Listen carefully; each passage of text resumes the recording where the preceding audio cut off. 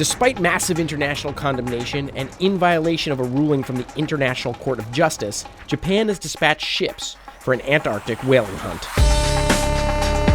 Opponents are calling it a thinly disguised excuse for old-fashioned commercial whaling. While Japanese officials are saying the trip is in the name of science, whatever the rationale, clearly the last 100 years have not been kind to the world's largest mammals. Whaling isn't a new practice for the Japanese, with some evidence indicating they've been doing it for thousands of years.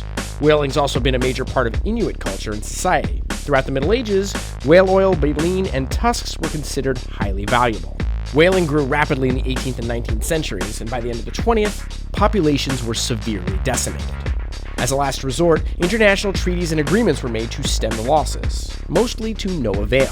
In 1946, though, the International Whaling Commission was formed to regulate the industry, but demand remained high.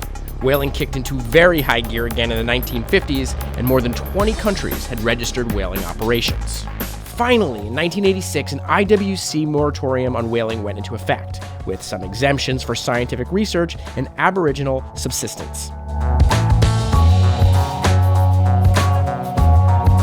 Today, Japan, Iceland, and Norway still kill whales commercially.